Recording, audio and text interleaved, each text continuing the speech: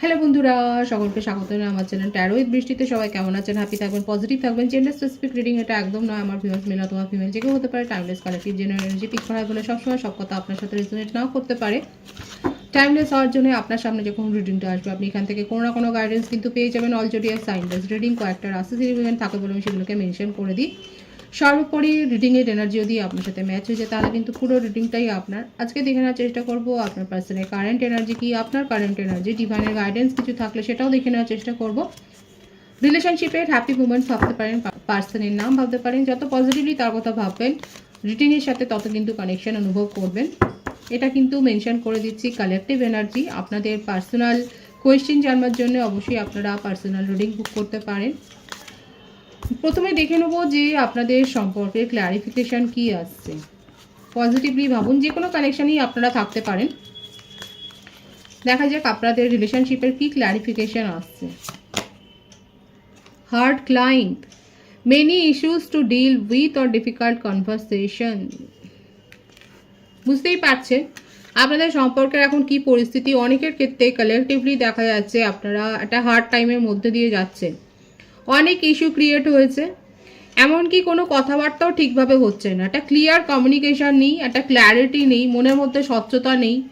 Actually আপনারা কি সম্পর্কে আটকে রয়েছেন সে সম্বন্ধে কোনো ধারণা নেই। এইরকম একটা যে পরিস্থিতি, কঠিন পরিস্থিতির মধ্যে দিয়ে যাচ্ছেন, সেই ক্লারিফিকেশানটা কিন্তু প্রথমেই এলো। Silent remains, amid the uncertainty love has the power to rebuild trust। এবং তার রেমেডিটাও এটাই আসছে, যদি আপনারা বিশ্বাস রাখেন, যদি আপনাদের মধ্যে ভালোবাসাটা একটা নিখাদ হয় তাহলে সেক্ষেত্রে কিন্তু সব সমস্যাগুলোই এক না একটা সময় গিয়ে দূর হয়ে যাবে। এবং এই এক্সপিরিয়েন্সটা কিন্তু অনেকেই করেছেন। আমার যে ভিউয়ার্স এখানে শুনছেন, আপনারা এরকম সম্পর্কে থাকলে নিশ্চয়ই জানেন, যদি ভালোবাসাটা অকৃত্রিম হয়, যদি পিওর লাভ হয়, সেক্ষেত্রে যাই আসুক না কেন সমস্যা, সেক্ষেত্রে সেটা কিন্তু দূর হয়ে যায়। আপনি কিন্তু সময় সব কিছু ভুলিয়ে দেয়, হিল হয়ে যায় এবং আবার একটা সেই কেমিস্ট্রি কিন্তু দেখা যায়, অনুভব করা যায়।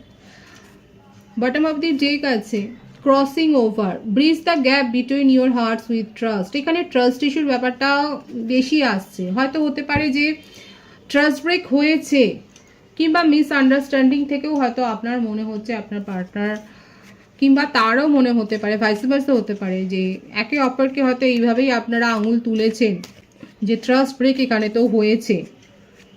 ম্যারেড কাপেলদের ক্ষেত্রে হতে পারে যে আপনাদের হয়তো ডিভোর্স কেসটাই চলছে, এবং যদি পরে গিয়ে জানতে পারেন যে একটা ভুল বোঝাবুঝি থেকেই আজকে এত বড় সেপারেশন হয়েছে, তাহলে সেক্ষেত্রে কিন্তু আফসোস করতে পারেন। তো খতিয়ে দেখবেন, ভালোভাবে যাচাই করে তারপরে কিন্তু সিদ্ধান্ত নেবেন। কারণ ভাইবস যেটা আসছে সেটাই কিন্তু আমি বললাম, এখানে কিন্তু এসেইছে। যদি মনে হয় যে হ্যাঁ একটা সুযোগ দেওয়া যেতে পারে, তাহলে সেক্ষেত্রে অবশ্যই সুযোগ দিন এবং বিশ্বাসটা পুরোপুরি ভাঙার আগে একবার যাচাই তো করে নিন যে কে কি কোন জায়গায় রয়েছেন, কে কি কথা বলছে, সেটা একবার যাচাই করে নিন। আপনার পার্টনারের কারেন্ট এনার্জি ট্যারো থেকে দেখে নেওয়ার চেষ্টা করব।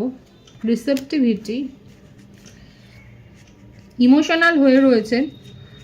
আপনার পার্টনার হিলিং সেশনের সাথে যুক্ত হয়েছেন, কিংবা উনি সাইকিয়াট্রিস্টের সাথে যাচ্ছেন, উনি কাউন্সেলিং নিচ্ছেন ওনার মনের সমস্যা, ওনার মনের ধোঁয়াশা কাটাবার জন্যে। এমন কেউ আবার থাকতে পারে আপনাদের মধ্যেকার কেউ হয়তো সম্পর্কটা সম্বন্ধে জানে, তার সাথেও হয়তো উনি আলোচনা করছেন। মোটমাট কারোর সাথে উনি আলোচনা করছেন যে কি করা যায়, কি পরিস্থিতি আছে, সেখান থেকে কি করে রিকভার হবে সিচুয়েশন, সেটা উনি কিন্তু চাইছেন শোধরাতে। উনি আপনাকে নিয়ে কিন্তু ফ্যামিলি গড়বার স্বপ্নই দেখেন। আবার এটাও হতে পারে আপনারা এক্সট্রা ম্যারিটাল অ্যাফেয়ারে রয়েছেন, এবং উনি ফ্যামিলির সাথে খুব একটা যে হ্যাপি টাইম কাটাচ্ছেন সেটা নয়। হ্যাপি টাইম যদি কাটাতেন তাহলে হয়তো উনি অন্য কোনো সম্পর্কে ঝুঁকতেন না। খুব ওয়েল বিল্ড ফ্যামিলি থেকে উনি এসছেন, রেকগনাইজড ফ্যামিলি থেকে এসছেন। আপনারা দুজনেই হতে পারে যে আপনারা কোনো ওয়েল নোন ফ্যামিলি থেকে পরস্পরকে দেখেছেন, চিনেছেন, এবং তারপরে একটা ইমোশনাল অ্যাটাচমেন্টে জড়িয়ে গেছেন। এই ভাইবসটা কিন্তু এখানে আছে। হতে পারে কোনো গেট টুগেদার সেরিমনিতে হয়তো আপনাদের মধ্যে এই ধরনের একটা ইমোশনাল অ্যাটাচমেন্ট হয়তো বিল্ড হয়েছে। দেখা যাক আর কি রয়েছে। এবং সেখান থেকেই প্রথমে হয়তো আপনাদের সম্পর্ক ঠিকঠাকই এগোচ্ছিল, আস্তে আস্তে করে সেখানে একটা সম্পর্ক গড়ে উঠেছে, কিন্তু ট্রাস্ট ইস্যুটা তৈরি হয়ে গেল এবং সেখানে একটা ট্রাস্ট ব্রেক, একটা হার্ট ব্রেকের মতো সিচুয়েশান হয়েছে। আপনার পার্টনার উনি কি ভাবছেন সেগুলো শো করতে ভীষণ লেজি, খুব মন্দ, একদম কচ্ছপের গতিতেই চলছেন, স্লোয়িং ডাউন, খুব ধীরে সুস্থে উনি কিন্তু নিজের মনের কথা বলেন।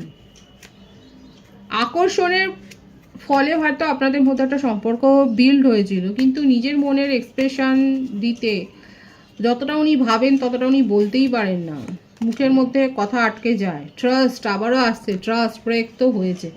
এখানে প্রথমে যে কার্ডের ক্লারিফিকেশান এসেছিল যে মেনি ইস্যুস, সেখানে বেশিটাই হচ্ছে এই ট্রাস্ট, বিশ্বাসের অভাব থেকেই কিন্তু অর্ধেক সম্পর্ক ভেঙে যায় এবং সেটাই এখানে দেখা যাচ্ছে যে বিশ্বাসের অভাব হয়েছে বলেই আজকে কিন্তু আপনাদের মধ্যে একটা সেপারেশন হয়ে গেছে, একটা দূরত্ব হয়ে গেছে, একটা গ্যাপ তৈরি হয়েছে।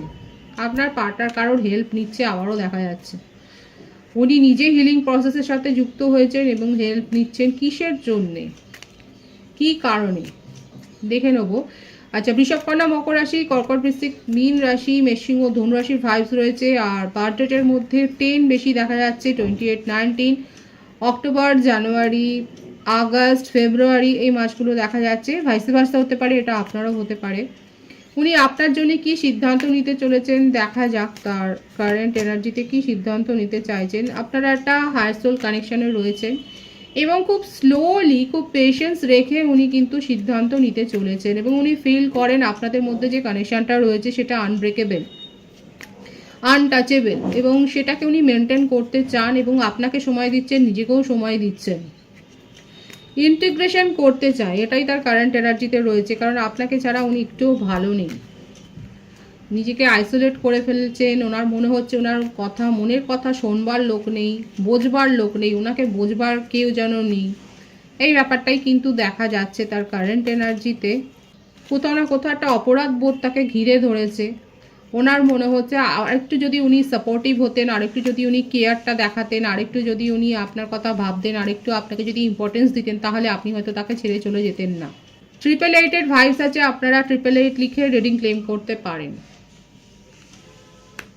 উনি এফোর্ট দিতে চান, এফোর্ট দিতে চান আপনাদের মধ্যে সব কিছু ঠিকঠাক করে মিটমাট করে নেওয়ার জন্য। এফোর্টটা দিতে চান আপনি যে ওনার জন্য কতটা ইম্পর্টেন্ট সেটা বোঝাবার জন্য। উনি যে নন এক্সপ্রেসিভ ছিলেন সেইটা উনি কিন্তু এবার দূর করতে চায়। উনি কিন্তু একটা সুযোগ চাইছেন যে উনি কি ভাবেন সেটা অন্তত আপনাকে উনি বোঝাবার জন্য একটা এফোর্ট দিতে চান, সেটাই কিন্তু তার কারেন্ট এনার্জিতে এসছে। আপনার কারেন্ট এনার্জি দেখব,